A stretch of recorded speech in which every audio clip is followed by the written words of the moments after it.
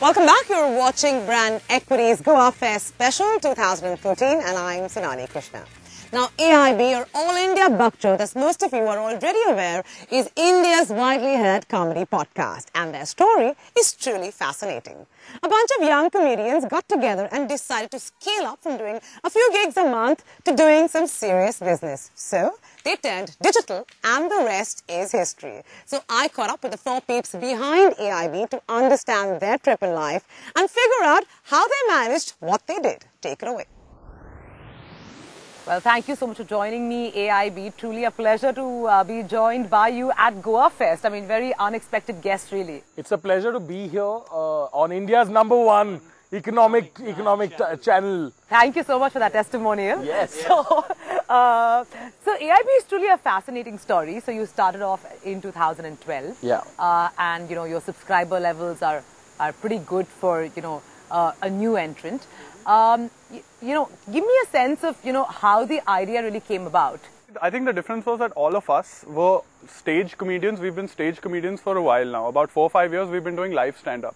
Right. So in 2012, me and Tanmay started doing the podcast because nobody in the Indian comedy space was doing a podcast that people could listen to for free. And, you know, on a podcast, you can say whatever you want. Right. It's not like radio or TV where there are regulations. So the idea was that we used the internet as a medium to sort of reach out to more people. Sure. So we started as comedians, and then essentially because all of us used to do live stage stuff anyway, right, we decided, okay, this makes perfect sense because now people who watch us live, there's so many people who can't watch us live from across the world who can now listen to the podcast. And the YouTube channel was also an extension of that. I believe that you guys are just, you know, a few weeks ago now formally a company. Yes. Yeah. So many congratulations on that. Thank you. And so all four of you are joint owners, yes, equal owners, yes, of AIB.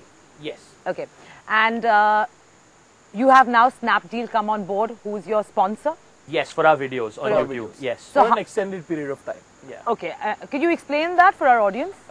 Yeah, actually, it's pretty simple. Snapdeal came to us and they said, we like what you do.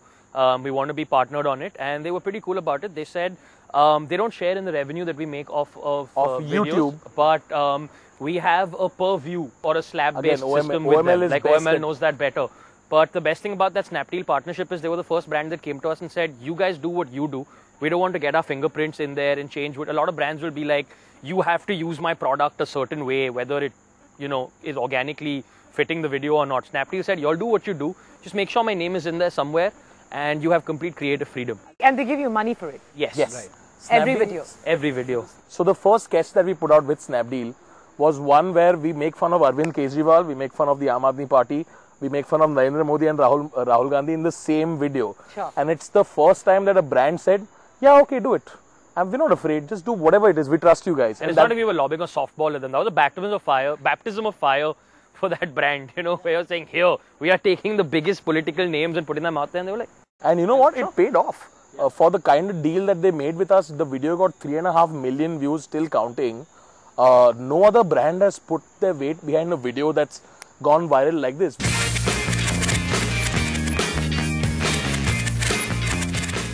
It's gotten to that point where there's no point discussing which ads are scam anymore. Because if you take a look around me, 90% of these pieces fit in that category.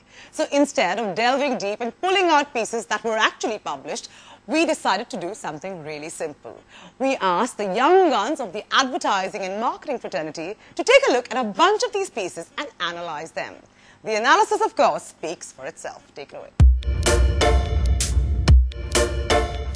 It's almost like entering a museum or art gallery.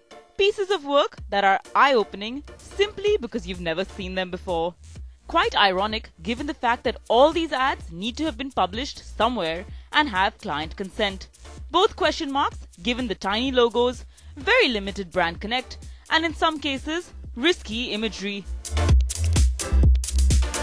But don't let us be the ones to judge. Here's the fraternity's analysis. Starting with NutriBix Corporate War series by JWT. These pieces won a bronze in print and silvers in design and outdoor. It's not work, it's war. I think they're trying to say is what we do in an entire day. It's not just work, it's like we're literally at war. If it's out of home and in 3 seconds I'm driving down, I need to understand what the message is, it's quite quite unclear. They're trying to show that through a checkered board, like a chess board, wherein people, we are playing chess and two teams are fighting against. But I don't see the two teams in this. If it's that small, you can't really tell if it's a Britannia or a Horlicks.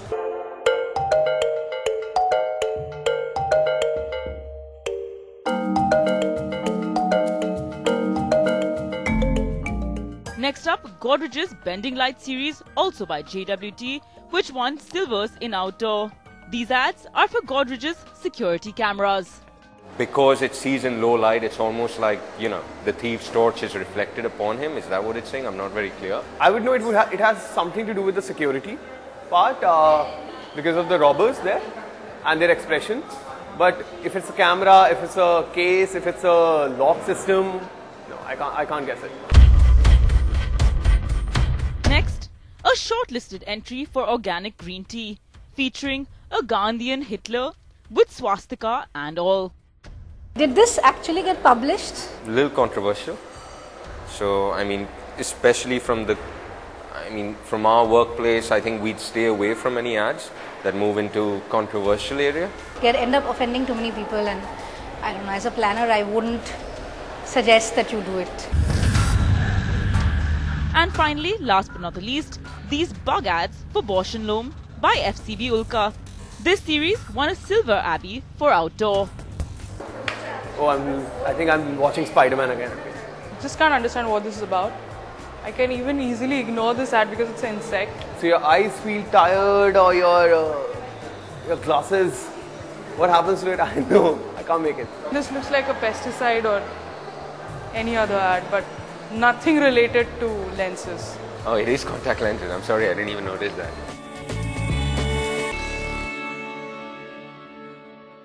And with that, we bring the curtains down on this Goafest 2014 special. We hope you enjoyed watching it as much as we enjoyed working through it.